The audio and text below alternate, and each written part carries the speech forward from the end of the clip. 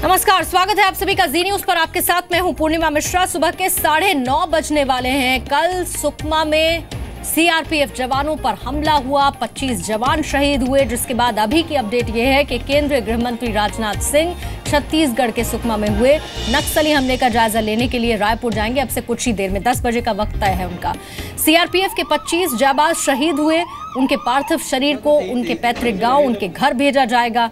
CRPF की road opening party थी जिस पर नक्सलियों ने हमला किया। एक बार फिर से ये चेताते हुए कि किस तरीके से नक्सली न सिर्फ सुरक्षा बलों के खिलाफ हिंसा पर आमादा हैं, बल्कि विकास के काम में बाधा डालकर वो अपनी सत्ता को कायम रखना चाहते हैं। सुकमा हमले से जुड़ा हुआ हर एक अपडेट जी न्यूज आप तक पहुंचा रहा है और इस खबर को आप तक पुख्ता तौर पर पहुंचाने के लिए जी न्यूज के रिपोर्टर ग्राउंड जीरो पर मौजूद है। एक्सपर्ट्स की राय भी हम ले रहे हैं। तकनीकी विश्वसनीयता के साथ इस खबर को आप तक पहुंचाने की जिम्मेदारी हम निभा रहे हैं। देश मौजूदा समय में 3 तरफा हमले से इस वक्त जूझ रहा है। एक सीमा पार से पाकिस्तान आए दिन सीजफायर का वायलेशन करता है, सीजफायर का उल्लंघन करता है, हिंदुस्तान के खिलाफ साजिश रचता है और चीन पाकिस्तान का साथ देता है। कभी भारत के सबसे बड़े दुश्मन आतंकवादी अजहर मसूद को संत बना देता है, तो कभी सीमा विवाद पर धमकी का रुख भी अपनाता है। पाकिस्तान की इन्हीं साजिशों का नतीजा कश्मीर में दिखाई देता है, जहां पर पत्थरबाजों और घुसपैठियों की मदद से पाकिस्तान अशांति फैला रहा है। ये पाकिस्तान की साजिश ही है कि वो छात्र छात्राओं के हाथ से किताबें छीनकर पत्थर और हथियार थमा देता है। तीसरी सबसे बड़ी समस्या घर के अंदर की है और वो है नक्सलवाद, जो देश को अंदर ही अंदर खोखला बना रही है। कुछ आंकड़े आपको जरूर देखने चाहिए ताकि इस समस्या को आप बेहतर तरीके से समझ सकें। भारत के 10 राज्यों के 106 जिले इस वक्त नक्सलवाद से पीड़ित हैं। साल 2005 से लेकर 19 मार्च 2017 तक नक्सली हमलों में 2976 नागरिक मारे गए। इसी दौरान नक्सली हमलों में देश के 1882 जवान भी शहीद हुए। अगर इसमें शहीद हुए 25 जवानों को अगर आप मिला देंगे जो कल सुकमा में हुए हमले में शहीद हुए, तो ये संख्या 1900 के पार चली जाएगी। थोड़ा और अगर आप पीछे जाएंगे तो साल 1999 से साल 2015 तक देश में 25,000 से ज्यादा नक्सली हमले हुए हैं।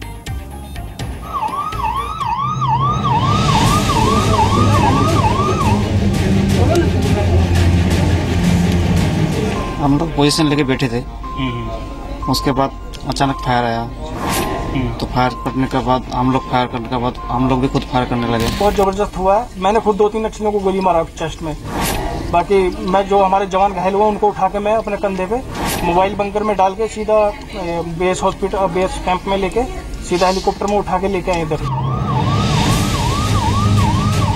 ये 2017 का सबसे बड़ा नक्सली हमला था। सिर्फ सीआरपीएफ के एक दल पर यह हमला नहीं था, ये भारत की विकास यात्रा पर हमला था। ये छत्तीसगढ़ के गरीब आदिवासियों को अच्छी जिंदगी दिलाने की कोशिशों पर हमला था। 24 अप्रैल को सुकमा में दक्षिण बस्तर के काला पत्थर इलाके में सीआरपीएफ पर हमला तब हुआ था जब जवान सड़क निर्माण कर रहे मजदूरों को सुरक्षा देने की ड्यूटी में तैनात थे। नहीं, अप्रैल मई जून का महीना ऐसा होता है, खुला मौसम होता है, इसमें हमारे सड़क निर्माण का काम भी बहुत तेज होता है और उसका विरोध करने का उनका काम भी उतना ही तेज होता है। इसलिए अक्सर आप देखेंगे कि इन 2 महीनों में दोनों तरफ से इस तरह की घटनाएं होती है। वो पूरी कोशिश करते हैं कि सड़क को न बनने दिया जाए। उनको मालूम है अभी रोक देंगे तो आगे बरसात हो जाएगी, सड़क रुक जाएगी। विकास के कार्य में बाधा डालने की हर संभव कोशिश वो कर रहे हैं और उसको आगे बढ़ाने की हर संभव कोशिश सरकार कर रही है। हमले में घायल कांस्टेबल शेर मोहम्मद के मुताबिक नक्सलियों ने हमला करने के पहले गांव वालों को जवानों की रेकी के लिए भेजा था। आधुनिक हथियारों से लैस करीब 300 नक्सलियों ने, जिसमें महिला कमांडर भी थी, उन्होंने सीआरपीएफ दल पर अचानक हमला किया। हालांकि जवाबी हमले में कई नक्सली भी मारे गए हो सकते हैं। सुकमा जिला पड़ता है और वहाँ पे चिंतागोपा पीएस पड़ता है, तो वहाँ पे सड़क निर्माण का काम चल रहा था जो कि सीआरपीएफ प्रोटेक्शन दे रही है वहाँ पे। तो सुबह हम लगभग 5 बजे के निकले हुए थे और हमारे को सूचना ये मिली थी कि मतलब सड़क निर्माण का काम कराना है। तो प्राइवेट लेबर काम कर रही थी, हम लोग वहाँ पे काम करा रहे थे लेबर से। तो वहाँ पे अचानक से नक्सलियों ने पहले गाँव वालों को भेजा हमारी लोकेशन चेक करने के लिए। तो गाँव वालों के हाथ में हथियार नहीं, हम गोली कैसे मारे उनको। बाकी उनके बाद में नक्सलियों ने लगभग 300 स्ट्रेंथ थी नक्सलियों की, मिलिट्री दल की, ब्लैक यूनिफॉर्म में थे सभी। उन्होंने हमारे पास आधाधुंध फायर किया, फिर हमने उनको जवाबी कार्रवाई किया। नक्सली हमने भी बहुत मारे हैं। मुझे अपने बेटे में बहुत नाज है। मेरे बेटे ने बहादुरी का काम करा है। अल्लाह ताला से दुआ कर रही हूँ, अल्लाह मेरे बेटे को मुझसे मिला है। पूरा गांव दुआ कर रहा है, इतना अच्छा है मेरा बेटा। 24 अप्रैल को दोपहर करीब 12:25 पर यह हमला जिस जगह पर हुआ वो चिंता गुफा बुरकापाल भेजी एक्सिस के पास है, जहां पहले भी बड़े नक्सली हमले हुए हैं। सूत्रों के मुताबिक 24 अप्रैल की वारदात को नक्सलियों के मिलिट्री बटालियन की कंपनी नंबर 1 ने अंजाम दिया है।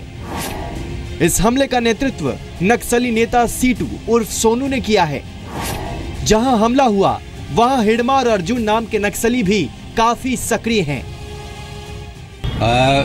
मुश्किल ये होती है कि हमें सड़क पर रोज जाना है, लगभग समय तय है। थोड़ा ये करते हैं कि कभी 6 बजे निकलते हैं, कभी 8 बजे निकलते हैं, जैसे आज 6 बजे निकले थे, कभी 9 बजे निकलते हैं। उतना एलिमेंट रहता है, पर उनको मालूम है कि आएंगे, सड़क बन रही है तो आएंगे ही। उनको ये सुविधा रहती है, उनको वॉच करने की सुविधा रहती है। हमें 100 में से 99 दिन उनको उनके उसमें नहीं पड़ना पड़ता है एम्बुश पे। एक दिन उनकी हो जाती है, उस दिन घटना हो जाती है। हमले में सीआरपीएफ दल से 25 जांबाजों की शहादत हुई, जिसमें इंस्पेक्टर रैंक के अफसर कंपनी कमांडर रघुवीर सिंह भी शामिल हैं। 24 अप्रैल के हमले से पहले सुकमा के ही भेजी में 11 मार्च को नक्सली हमला हुआ था, जिसमें 12 सीआरपीएफ जवान शहीद हुए थे। ऐसे में एक और बड़े हमले के बाद नक्सलियों के खिलाफ अलर्ट को लेकर सवाल उठे हैं। मीडिया रिपोर्ट्स के मुताबिक 21-22 अप्रैल को सुकमा के बड़गांव क्षेत्र में नक्सलियों की बैठक भी हुई थी।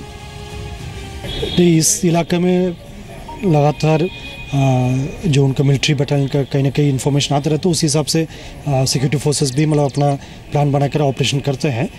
इस घटना का एकदम मैदान में जाकर समीक्षा करना पड़ेगा, किस प्रकार का घटना हुआ, इसमें अपना फोर्सेस का संख्या कितना थे और कहाँ पर मतलब हम लोग का इम्प्रूवमेंट का स्कोप थे। ये सब चीज़ को घटना में फील्ड में अभी वरिष्ठ अधिकारी लोग गई है। एक बार जवान लोग से बात करने से और अधिकारी से बात करने से पूरा एम्बुश का जो पैटर्न क्या है उसका समझ पाएगा और उसके हिसाब से आगे का अपन रणनीति बनाकर काम कर सकता है। सीआरपीएफ पर यह बड़ा हमला ऐसे वक्त पर हुआ है जब इस पैरामिलिट्री फोर्स में फिलहाल टॉप पोस्ट खाली है। 28 फरवरी को के दुर्गा प्रसाद के रिटायर होने के बाद से देश के सबसे बड़े पैरामिलिट्री फोर्स सीआरपीएफ में कोई फुल टाइम चीफ नहीं है। ब्यूरो रिपोर्ट, जी मीडिया। सुकमा के नक्सली हमले पर छत्तीसगढ़ से लेकर दिल्ली तक की सरकारें इस वक्त हरकत में हैं, लेकिन क्या अब नक्सलियों को सबक सिखाने के लिए कोई कड़ा फैसला लिया जाएगा? क्या नक्सलवादियों को उनके किए की सजा दी जाएगी? छत्तीसगढ़ में सीआरपीएफ पर हमला कायराना और चिंताजनक है। हम हालात पर नजर बनाए हुए हैं। हमें सीआरपीएफ जवानों की बहादुरी पर गर्व है। शहीदों का बलिदान बेकार नहीं जाएगा। सुरक्षा हमले के बाद देश के प्रधानमंत्री नरेंद्र मोदी ने भरोसा दिया है कि शहीदों का बलिदान बेकार नहीं जाएगा।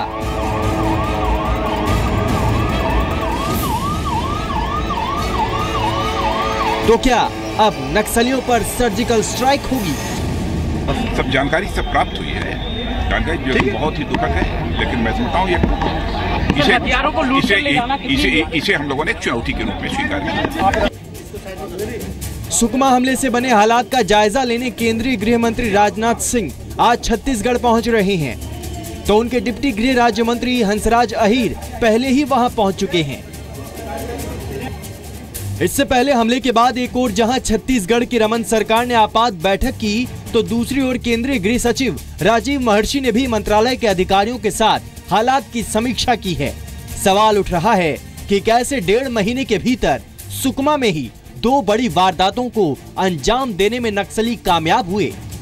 क्या नक्सलियों के खिलाफ देश की रणनीति कामयाब नहीं हो पा रही है? उनको अपने टैक्टिक्स में बदलाव करने की जरूरत है ताकि वो अपना मूवमेंट ऑफ द रोड जंगल के अंदर से करें। दूसरा, जब भी ऐसी हरकत होती है माओ की तरफ से, उसमें लोकल सपोर्ट माओइस्ट के साथ होती है, क्योंकि लोकल को सब पता होता है अगर एम्बुश प्लान होती है तो। से मुझे लगता है कि सीआरपीएफ जो इंसर्जेंसी लड़ने में जो या और कार्रवाई करने में जो ड्रिल्स इनको फॉलो करनी चाहिए वो फॉलो नहीं कर रहे हैं। इनके कमांडर्स की टैक्टिकल सोच जो है वो बहुत अच्छी नहीं है। और अगर आप देखें तो लगभग 2 महीनों से सीआरपीएफ में सरकार ने कोई डायरेक्टर जनरल ही अपॉइंट नहीं किया, तो पूरी फोर्स एक ड्रिफ्ट में है। लगातार नई रणनीति, नई टैक्टिक्स, नए रास्ते हमें अपनाने पड़ेंगे ताकि हमारे पैटर्न में कोई प्रेडिक्टेबिलिटी ना आए और ना उस चीज को पता कर सकें कि हम किस तरह से मूव होते हैं। छत्तीसगढ़ लेफ्ट विंग चरमपंथियों की हिंसा का सबसे बड़ा शिकार है। साल 2016 में नक्सली हिंसा की 395 घटनाएं हुई और 107 की जान गई। हालांकि 2016 में पूरे देश में 222 नक्सली मारे गए और इस साल भी 54 नक्सली मारे जा चुके हैं। लेकिन क्या नक्सलियों के खिलाफ अब तक कारगर नीति अमल में नहीं लाई जा सकी है? क्या इन नक्सलियों का खौफ है कि वे विकास के काम में अड़ंगा डालकर फिर लूट और पिछड़ेपन का डर दिखाकर अपनी सत्ता चलाना चाहते हैं? नक्सलवाद देश की आंतरिक सुरक्षा पर सबसे बड़ा खतरा है। नए विकास कार्यों में वो बाधा पैदा कर रहे हैं नक्सली, इसमें कहीं दो मत नहीं है। बहुत ही विडंबना है कि हमारी सरकार, हमारे प्रधानमंत्री जिन गरीबों तक हर सुविधाएं पहुंचाना चाहते हैं, उन सुविधाओं से उन गरीबों को वंचित करने की यह कोशिश है माओवादियों की। बीते दशकों में हिंसा की इस विचारधारा ने देश को बहुत पीछे धकेला। यूं तो इस पर लगाम लगाने के लिए कई प्लान बने, लेकिन अब तक कामयाबी नहीं मिली है। ब्यूरो रिपोर्ट, ज़ी मीडिया।